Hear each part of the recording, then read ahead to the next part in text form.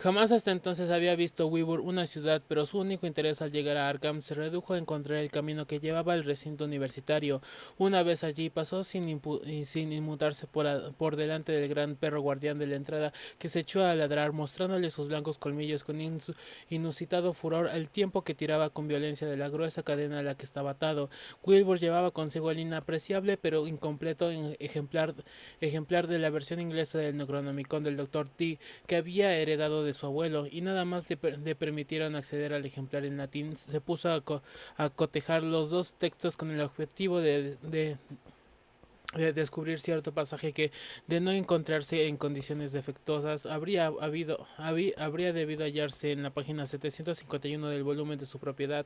Por más que intentó reprimirse, no pudo dejar de decírselo con buenos modales al bibliotecario Henry Armitage, hombre de gran erudición y licenciado en Miskatonic, doctor por la Universidad de Princeton y por la Universidad de Johns Hopkins, que en cierta ocasión había acudido a visitarle a la granja de Dunwich y que ahora en buen tono le acribillaba a preguntas. Wilbur acabó por decirle que buscaba una especie de conjuro o fórmula mágica que contuviese el espantoso nombre de Yog-Sothoth, pero las discrepancias, repeticiones y ambigüedades existentes complicaban la tarea de la localización, sumiéndole en un mar de dudas. Mientras copiaba la fórmula por la que finalmente se decidió, el doctor Armitage miró distraídamente por encima del hombro de Wilbur a las páginas por las que estaba abierto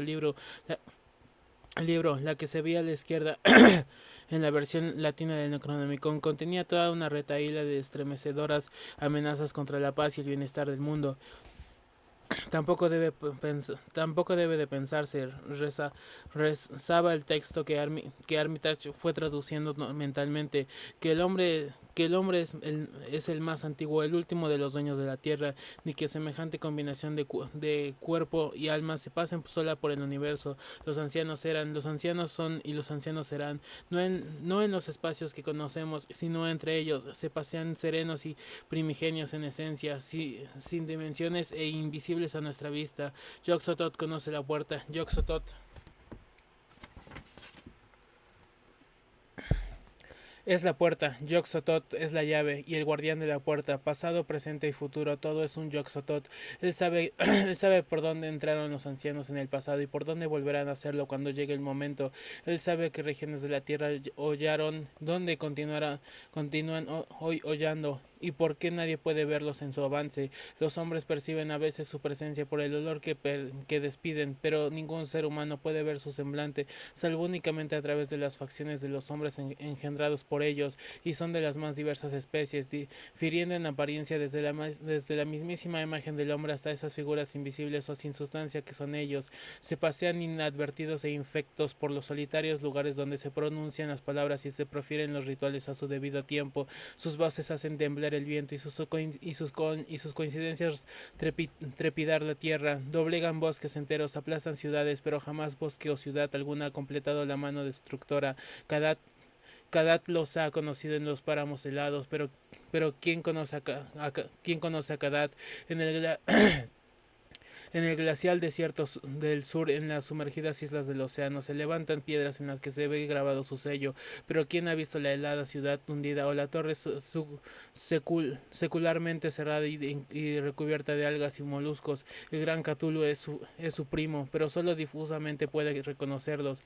Y a Shub-Nigurat, por su insano olor los conoceréis. Su mano os aprieta las gargantas, pero ni aun así los veis, y su morada es una misma con el umbral que guardéis. Yog-Sothoth es la llave que abre la puerta, por donde las esferas se encuentran. El hombre gobierna ahora donde antes gobernaban ellos, pero pronto gobernarán ellos. Desde ahora gobierna el hombre. Tras el verano del invierno y tras el invierno del verano, aguardan pacientes y confiados, pues saben que volverán a reinar sobre el planeta.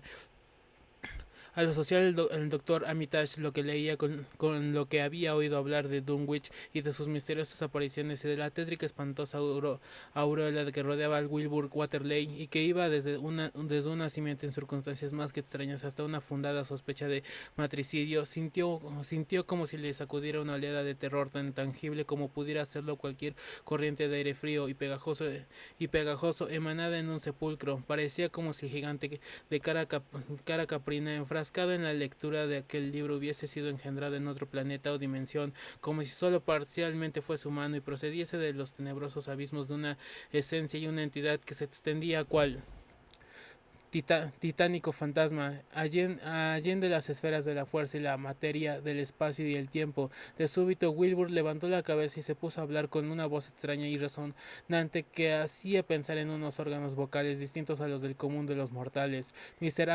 Armitage dijo: me temo que voy a tener que llevarme el libro a casa. En él se habla de cosas que tengo que experimentar bajo ciertas condiciones que no reúno aquí, y sería una verdadera atropella no dejármelo sacar, alegado cualquier absurda norma burocrática. Se lo ruego, señor, déjeme llevármelo a casa y le juro que nadie advertirá su falta, ni que decirle, tengo que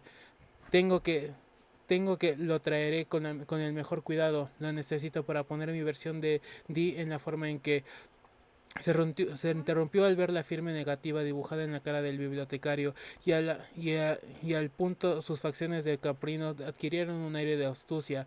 Armitage, cuando estaba ya a punto de decirle que podía sacar copia de cuanto precisara, pensó de repente en las consecuencias que podrían organizarse de semejante contravención y se echó atrás. Era una responsabilidad demasiado grande entregar a aquella monstruosa criatura la llave de acceso a tan tenebrosas esferas del exterior. Waterley, al ver el cariz que tomaba las cosas, trató de poner la mejor cara posible. Bueno, ¿qué le vamos a hacer si se pone así? A ver si en Harvard no son tan malindrosos y hay más suerte. Y sin decir nada más se levantó y salió de la biblioteca, debiendo agachar la cabeza por cada puerta que pasaba.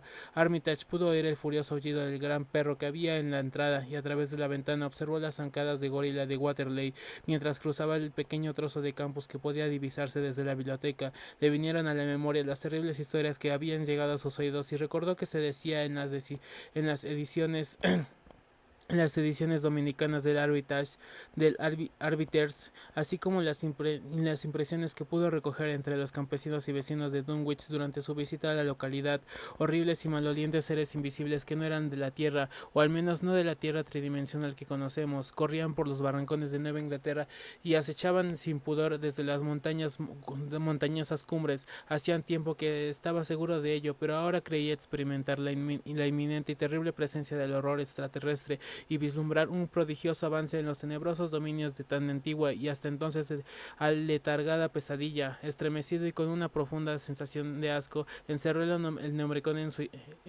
el Necronomicon en su sitio, pero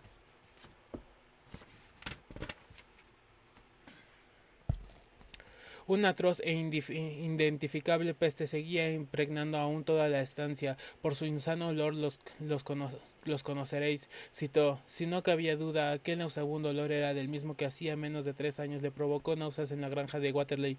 Pensó en Wilbur y en sus siniestras facciones caprinas, y soltó una irónica risotada al recordar los rumores que corrían por el pueblo sobre su paternidad. Incestuoso vástago, Armitage murmuró casi en voz imperceptible: Dios mío, pero serás imbécil. Dales a leer el gran Dios Pan de Arthur Machen y creerán que se trata de un escándalo normal y corriente como los de Dunwich. Pero qué informe y maldita criatura, salida o no de esta tierra tridimensional, era el padre de Wilbur Waterley, nacido el día de la Candelaria, a los 9 meses de la víspera del 1 de mayo de 1912, fecha en que los rumores sobre extraños ruidos en el interior de la tierra llegaron hasta Arkham. ¿Qué pasaba en las montañas aquella noche de mayo? ¿Qué horror ha engendrado el día de la invención de la cruz? Se había abatido desde el mundo de forma de carne y huesos semihumanos. Durante las semanas que siguieron, Armitage estuvo recogiendo toda la información que pudo encontrar sobre Wilbur Waterley y aquellos misteriosos seres que poblaron la comarca de Dunwich. Se puso en contacto con el Dr. Houghton de de Aylesbury, que había asistido el viejo Waterley en su última agonía, y estuvo mediante determinadamente sobre las últimas palabras que pronunció, tal como las recordaba el médico. Una nueva visión a Dunwich casi no trajo nada nuevo. Sin embargo, un detenido examen del Necronomicon, en concreto de las páginas que con tanta ansiedad había buscado Wilbur, pareció aportar nuevas y terribles pistas sobre la naturaleza, métodos y apetitos del extraño y maligno ser cuya amenaza se abatía difusamente sobre la tierra. Las conversaciones sostenidas en Boston con varios estudiosos de saberes arcanos y la correspondencia mantenida con muchos otros eruditos de los más diversos lugares no hicieron sino incrementar el asombro de Armitage, quien tras pasar gradualmente por varias fases de alarma, acabó inmerso en un auténtico estado de intenso temor espiritual. A medida que se aproximaba el verano, creía cada vez más que debía hacerse cargo para interrumpir la escalada de terror que asolaba los valles regados por el curso superior de Miskatonic e indagar quién era el monstruoso ser conocido entre los humanos por el nombre de Wilbur Waterley. El verdadero horror de Dunwich sin 6. Se desencadenó entre la fiesta de la recolección de la cosecha y el equinoccio de 1928, siendo el doctor Armitage uno de los testigos presenciales de su abominable prólogo. Había oído hablar del esperpéntico viaje que Waterley había hecho a Cambridge y de sus infructuosos intentos por sacar el ejemplar del Necronomicon que se conservaba en la biblioteca Winder de la Universidad de Harvard. ¿Por qué no queman ese maldito libro? Pero todos sus esfuerzos fueron inútiles, pues Armitage había puesto en estado de alerta a todos los bibliotecarios que tenían a su cargo la custodia de un ejemplar del arcano volumen. Wilbur se había mostrado asombrosamente nervioso en Cambridge, estaba ansioso por conseguir el libro y no menos por regresar a casa, como si temiera las consecuencias de una prolongada ausencia. A primeros de agosto tuvo lugar el cuasi anunciado acontecimiento de la madrugada del tercer día de dicho mes. El doctor Armitage fue despertado bruscamente por los desgarradores y feroces ladridos del imponente perro guardián que había a la entrada del recinto universitario. Los estridentes y terribles gruñidos alertaban con desgarradores aullidos y ladridos como si el perro se hubiese vuelto rabioso. Los ruidos iban en constante aumento, pero entrecortados, dejando entre sí pausas terriblemente significativas. Al poco se oyó un pavoroso grito de una garganta totalmente desconocida, un grito que despertó a no menos de la mitad de cuantos dormían a aquellas horas en Arkham, y que en lo sucesivo les asaltaría sin descanso en sus sueños, un grito que no podía proceder de ningún ser nacido de la tierra o morador de ella. Armitage se vistió apresuradamente y echó a correr por los pasillos y jardines hasta llegar a los edificios universitarios, donde pudo ver que otros le habían adelantado. También se oían los retumbantes ecos de la alarma antirrobo de la biblioteca. A la luz de la luna se divisaba una ventana abierta de par en par, mostrando las abismales tinieblas que guardaba. Quienquiera que hubiese intentado entrar había logrado su propósito, pues los ladridos y gritos, que pronto acabarían confundiéndose en una sorda profusión de aullidos y gemidos, procedían sin dudar del interior del edificio. Un sexto sentido le hizo atrever a Armitage que cuanto allí sucedía no era algo que pudiera contemplar ojos sensibles, y con gesto autoritario mandó retroceder a la muchedumbre allí congregada al tiempo que abría la puerta del vestíbulo. Entre los allí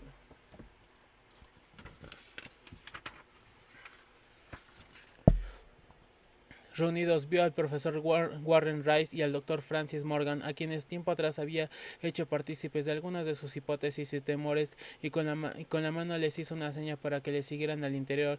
Los sonidos que de allí salían habían permitido casi por completo, excepto los constantes gruñidos del perro, pero Armitage dio un brusco sobresalto al advertir entre la maleza un ruidoso coro de chotacabras que había comenzado a entonar sus endiabladamente rítmicos chirridos, como si marchasen al unísono con los últimos estertores de un moribundo. En el edificio entero reinaba una insoportable fetidez que le resultaba harto familiar a Armitage, quien en compañía de los dos profesores se lanzó corriendo por el vestíbulo hasta llegar a la salita de lectura de temas genealógicos, de donde salían los sordos lamentos. Por espacio de unos segundos nadie se atrevía a encender la luz, hasta que Armitage, armándose de valor, dio al interruptor doctor, uno de los tres hombres, cual no se sabe, profirió un estridente alarido ante lo que se veía tendido en el suelo entre un rebortijo de mesas y sillas volcadas. El profesor Rice afirma que durante unos instantes perdió el sentido, si bien sus piernas no flanquearon ni llegó a caerse al suelo.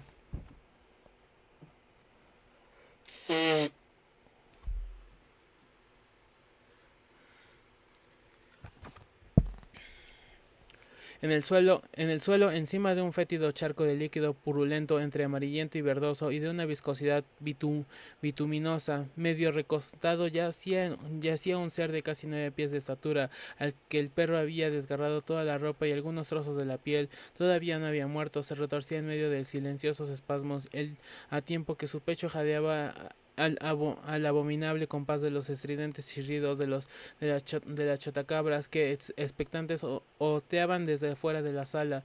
Desparramados por toda la estancia podían verse trozos de piel de zapato y jirones de ropa, y junto a la ventana descansaba una mochila de lona vacía que debió arrojar allí aquel gigantesco ser. Junto al pupitre central había un revólver en el suelo con un cartucho percutado pero sin pólvora que posteriormente serviría para explicar por qué no había sido disparado. Sin embargo, aquel ser que yacía en el suelo eclipsó un momento cualquier otra imagen que pudiera haber en la estancia.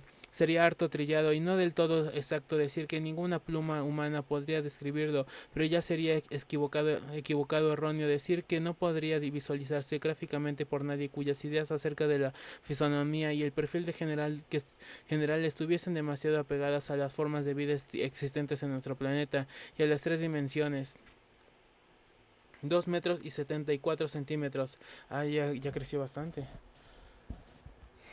Conocidas. No, bueno, lo acabas de describir también. No cabía duda de que en parte se trataba de una criatura humana, con manos y cabeza de hombre, en tanto un rostro caprino y sin mentón. Llevaba el inconfundible sello de los Waterdale, pero el torso y las extremidades inferiores tenían una forma monstruosa. Solo gracias a una holgada indumentaria pudo aquel ser andar sobre la tierra sin ser molestado o erradicado de su superficie.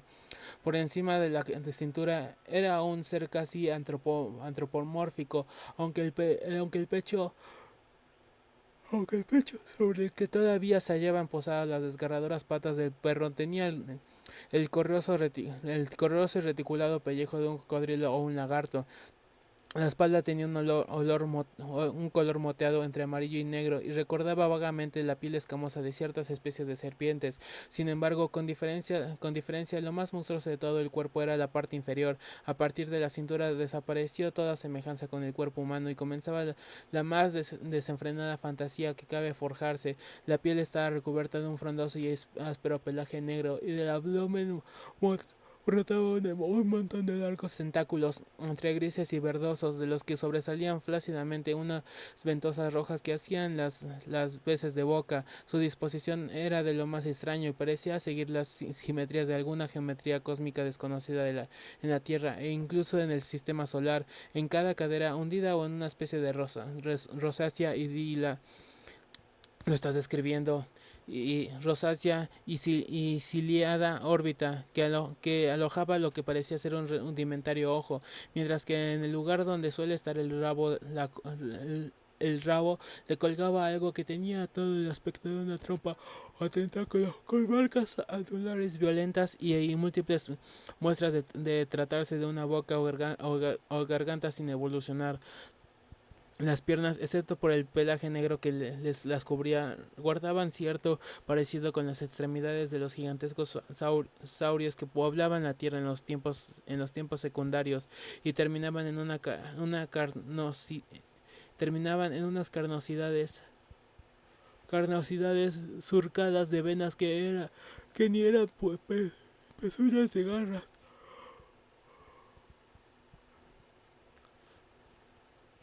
Cuando respiraba, el rabo y los tentáculos cambiaban rítmicamente de color, como si obedecieran a alguna causa circulatoria característica de su verdoso tinte no humano, mientras que el rabo parecía un color amarillento que alternaba con otro blanco grisáceo.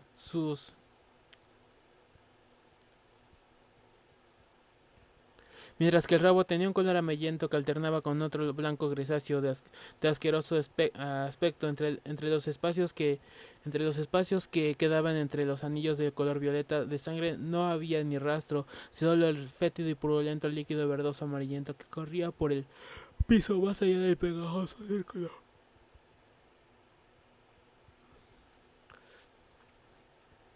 dejando tras de sí una curiosa y descolorida mancha. La presencia de los tres hombres debió despertar al moribundo ser allí yacente, pues se puso a balbucear sin tan solo volver ni levantar la cabeza.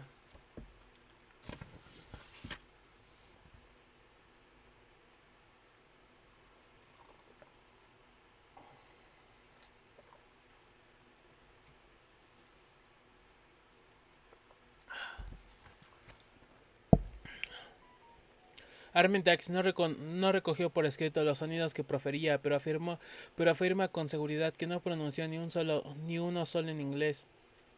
Al principio las sílabas desafinadas, toda posible comprensión con ningún lenguaje conocido de la Tierra, pero ya hacía al final del artículo unos incoherentes fragmentos que evidentemente procedían del Necronomicon, el demoníaco libro cuya búsqueda iba a constarle la muerte, los fragmentos tal como los recuerda Armitage, y rezaba así poco más o menos.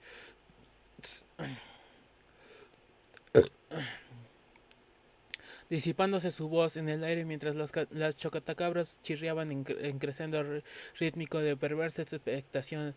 Después se interrumpieron los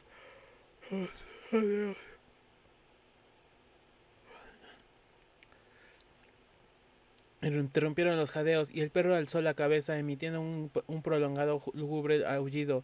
Un cambio se produjo en la faz amarillenta y chotuna de aquel ser postrado en el suelo al tiempo que sus grandes ojos negros se hundían pasmosamente en sus cavidades. Al otro lado de la ventana cesó de pronto el griterío que armaban los chotacabras y por encima de los murmullos de la muchedumbre allí congregaba se oyó un frenético zumbido y revoloteo. Recortadas contra el trasfondo de la luna podía verse grandes nubes de alados vigías expectantes que alzaban el vuelo y huían de la vista.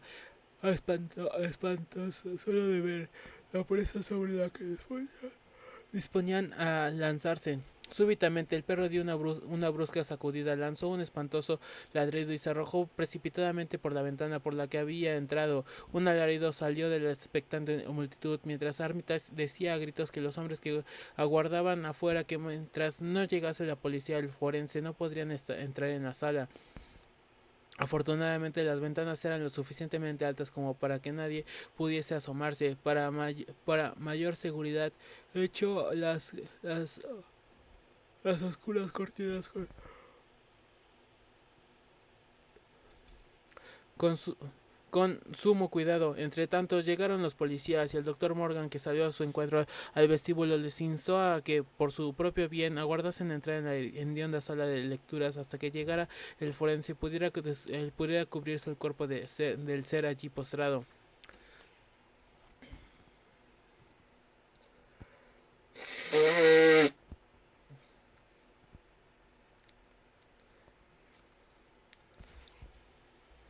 Mientras esto ocurría, cambios realmente espantosos tenían lugar en aquella gigantesca criatura. No se precisa describir la clase y proporciones de encogimiento y desintegración.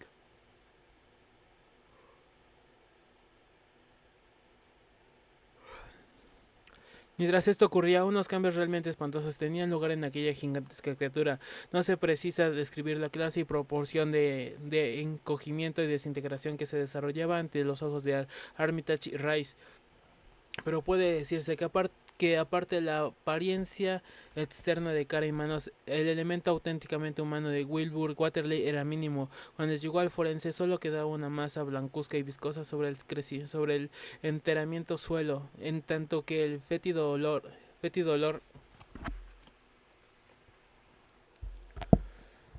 casi había desaparecido por completo. Por lo visto, Waterley no tenía cráneo ni esqueleto óseo, al menos tal como los entendemos. En algo había de parecerse a su desconocido progenitor.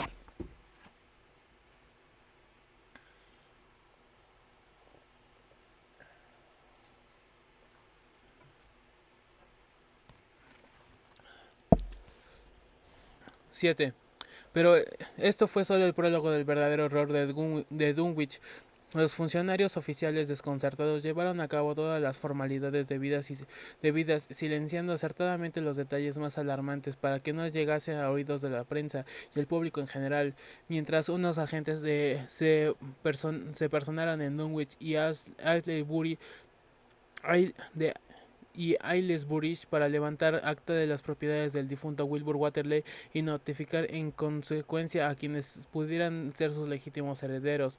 A su llegada encontraron a la gente de la comarca presa de un gran nerviosismo tanto por el fragor creciente que se oía en las abovedadas montañas como por el espantoso olor y sonidos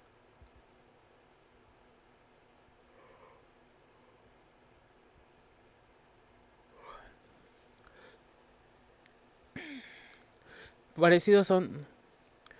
A su llegada encontraron a la gente de la comarca presa de un gran nerviosismo, tanto por el fragor creciente que se oía en las abovedadas montañas como por el espantoso olor y sonidos, parecidos a un oleaje o chapoteo, que salían cada vez con mayor fuerza de aquella especie de gran estructura vacía que era la granja hermética entablada de los Waterley.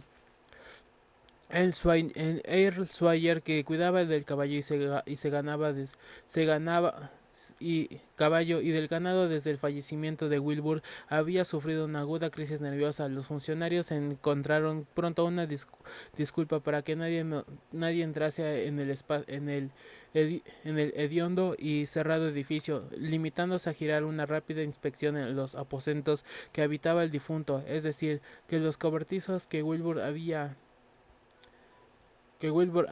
acondicionado en fecha reciente redactaron un voluminoso informe que presentaron en el juzgado de Aylesbury. Y según parece, los pleitos sobre el destino de la herencia siguen aún sin resolverse entre los innumerables Waterley, tanto de la rama degenerada como de los sin degenerar, que sirven en el valle regado por por el curso superior de Miskatonic. Un casi interminable de manuscrito redactado en extraños caracteres en un gran libro mayor y que daba toda la impresión de una especie de diario por las separaciones existentes y las variedades de tinta y caligrafía.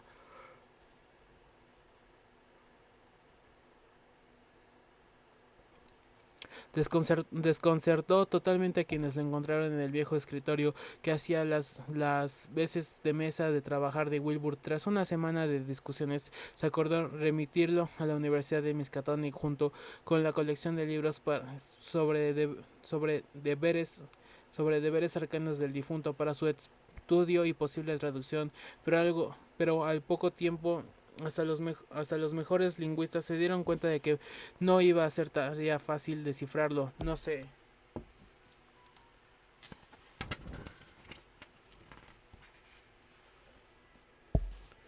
Encontró en cambio la menor huella del antiguo oro con el que Wilbur y el viejo Waterley solían pagar sus deudas. El horror se desató en el transcurso de la noche del 9 de septiembre. Los ruidos de la montaña habían sido terribles aquella tarde y los perros ladraron como extraordinario estrépito durante toda la noche. Quienes madrugaron el día 10 vertieron una extraña pestilencia en la atmósfera. Hacia las 7 de la mañana, Luther Brown, el mozo de la granja de George Cortey, situado entre el barranco de Gold Spring y el pueblo bajo corriendo presa de su gran agitación del pastizal de 10 acres a donde había llevado a peces las vacas. Estaba enterrado de espanto cuando entró a tropicones por la cocina de la granja, mientras las no menos despavoridas vacas se ponían a patalear y mugir lastimosamente en el corral, tras seguir al chico donde el camino de regreso tan atemorizadas como él, sin cesar de jadear. Luther trató de balbucear lo que había visto a Miss Corney.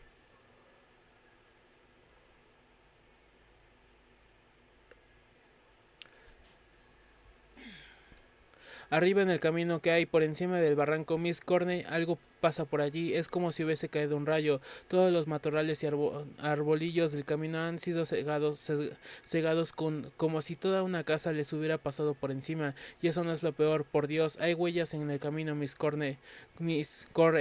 Tremendas huellas circulares tan grandes como la tapa de un tonel y muy hundidas en la tierra como si hubiese pasado un elefante por allí, solo que las huellas tendrán cuatro pies más de 4 pies. Me iré de cerca una o dos antes de salir corriendo y pude ver que todas estaban cubiertas por unas líneas que salían del mismo lugar en abanico como si fuesen grandes hojas de palmera, solo que 2 o 3 veces más grandes, incrustadas en el camino. Yo y el olor era insoportable, igual que el que se respira cerca de la vieja casa de los Waterley.